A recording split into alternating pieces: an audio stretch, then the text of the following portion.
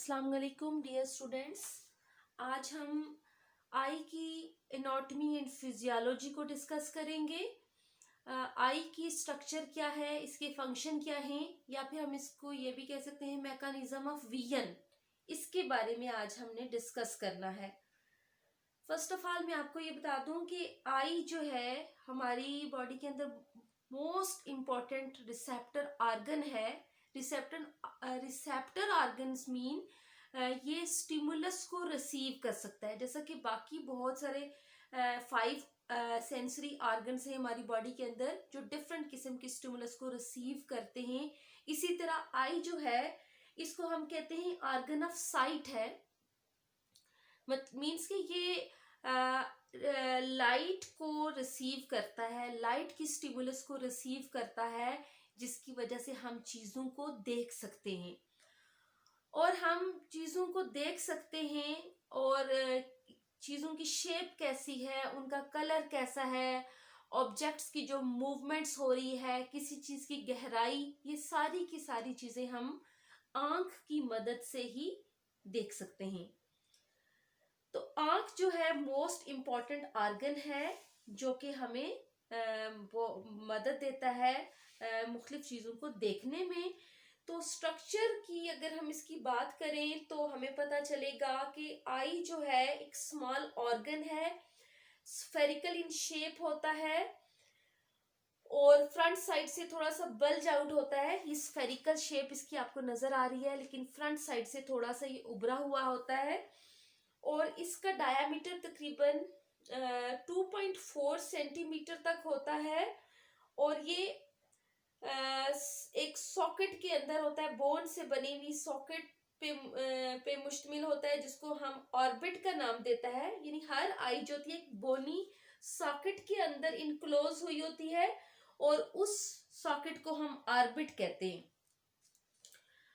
और अगर हम इसके पार्ट्स की बात करें तो इसकी 3 मेन लेयर्स आ जाती हैं। सबसे आउटर मोस्ट लेयर, इसको हम स्क्लीरा भी कहते हैं, ये ओपेक होती है, वाइट इन कलर होती है। ये सबसे outer most layer thick and firm होती है।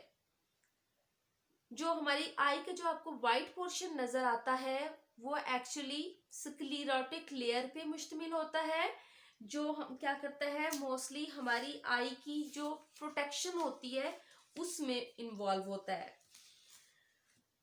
लेकिन ये स्क्लेरोटिक लेयर बैक साइड से तो हमको नजर आता है किस तरीके से कि ये ओपेक होता है, यानी इसमें से लाइट रेज पास आउट नहीं हो सकती। लेकिन इसका जो फ्रंट पोर्शन होता है वहां पे इसको कॉर्निया का नाम दिया जाता है। कॉर्निया जो है मोस्ट ट्रांसपेरेंट पार्ट होता है जिसमें से लाइट रेज जो होती हैं वो पास आउट हो सकती हैं। ये थी इसकी पहली लेयर। दूसरी लेयर जो है उसको नाम दिया जाता है कोराइड लेयर। कोराइड लेयर जो होती है वो सेकंड लेयर है आई बाल की और ये पिगमेंटेड होती है, वस्कुलर होती है, यानी इसके अंदर ब्लड वेजल्स होती हैं और ये आई की जो न्यूरिशमेंट होती है आई को उसको इसकी न्यूरिशमेंट के लिए ब्लड वेजल्स इसके अंदर प्रेजेंट होती हैं। और सामने वाली साइड पे अगर हम इसको लेके आए कोराइड को तो ये यहाँ से बेंड हो जाती है, सेकंड लेयर आगे जाके थोड़ी बेंड हो जाती है और ये बना देती है आइरिस मसल्स में ये कन्वर्ट हो जाती है और इनके दरमियान में ये सुराख मौजूद होता है जिसे हम प्यूपिल का नाम देते हैं। तो इनर मोस्ट लेयर जो सबसे अंदर वाली जो लेयर है इसको नाम दिया जाता है रेटिना। ये जो आपको ग्रीन कलर का जो इसमें ये पोर्शन नजर आ रहा है that is known as retina, ये सबसे अंदर वाली लेयर होती है। इस तरह हमने देखा कि आई की जो है वो 3 लेयर्स हैं। फ्रंट साइड पे सबसे पहले आई जो है वो कॉर्निया पे मुश्तमिल है। कॉर्निया के बाद आपको ये नजर आ रही है आइरिस जो कि सेकंड लेयर से निकले हैं और फिर दरमियान में आइरिस के अंदर वाली साइड पे आपको ये एक स्ट्रक्चर नजर आ रहा है that is known as lens और लेंस के बाद आपको ये नजर आ रही है अंदर वाली लाइन जो है सबसे इनर मोस्ट जो है वो रेटिना हो गई।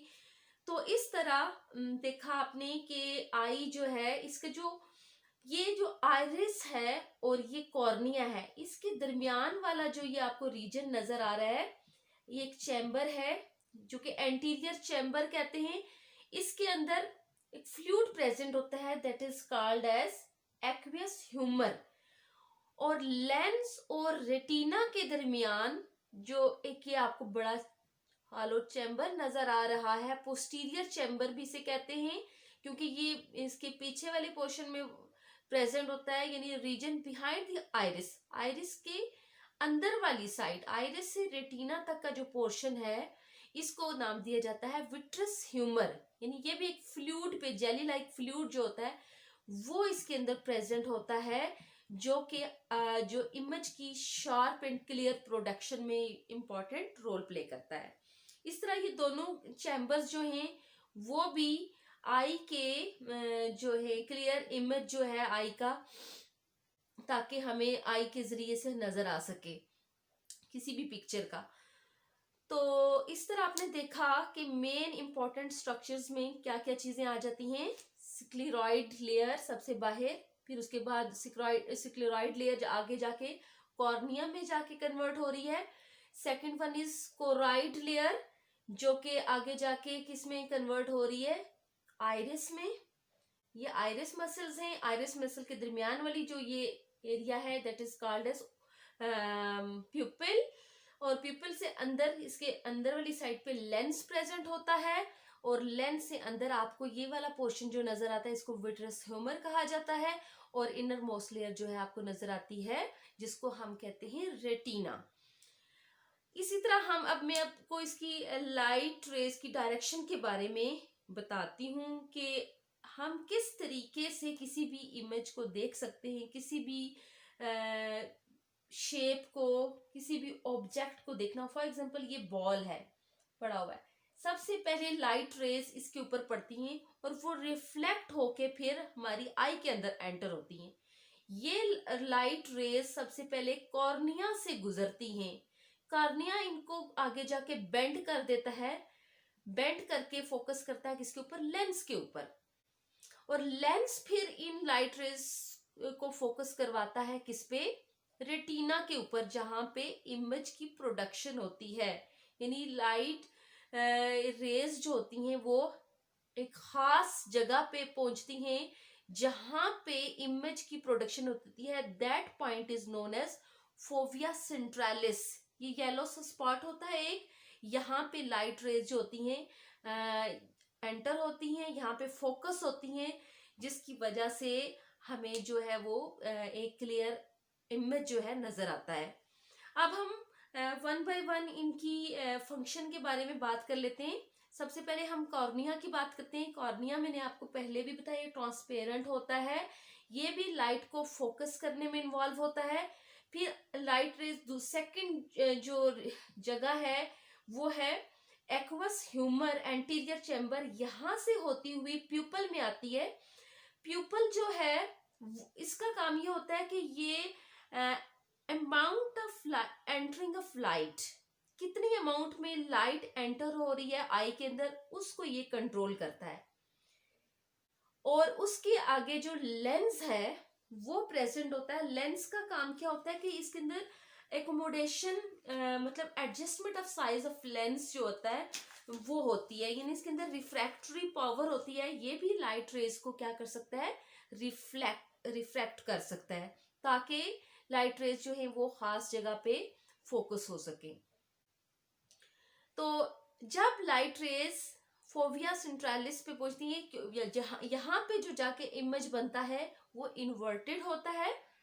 जिस तरह कि हम शीशे में कोई चीज देखते हैं तो हमें उल्टी नजर आती है, वर्ड्स हो वगैरह इस तरह की चीजें। तो यहाँ से फिर इस चीज को एक ऑप्टिक नर्व जो होती है वो एराइज होती है, ब्रेन की तरफ जाती है, और ब्रेन फिर इंटरप्रेट करता है इन चीजों को कि कौन सी चीज है, तो वो फिर उस इमेज को है वो क्लियरली सीधा करके फिर हमें दिखाता है।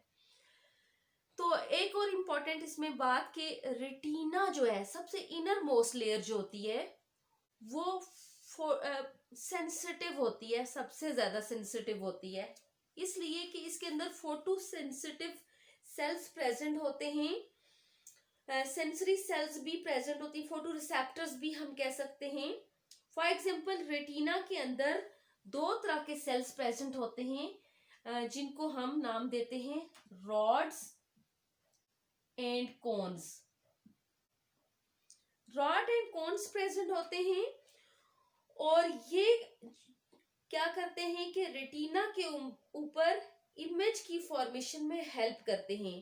कोन्स जो होते हैं वो कलर को डिफरेंशिएट करते हैं, हम डिफरेंट किस्म के जो कलर्स होते हैं वो हम कोन सेल्स की मदद से देखते हैं, जबकि रॉड्स जो होते हैं वो सेंसिटिव होते हैं किसके लिए, वाइट लाइट के लिए।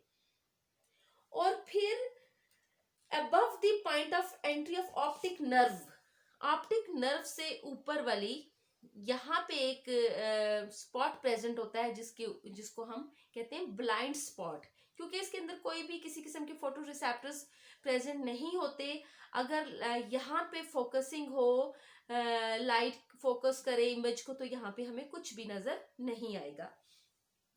तो रॉड्स एंड कोन सेल्स जो है इस तरीके से क्या करते हैं, मदद करते हैं, इमेज की फॉर्मेशन में कलर्स के बारे में बताते हैं हमें।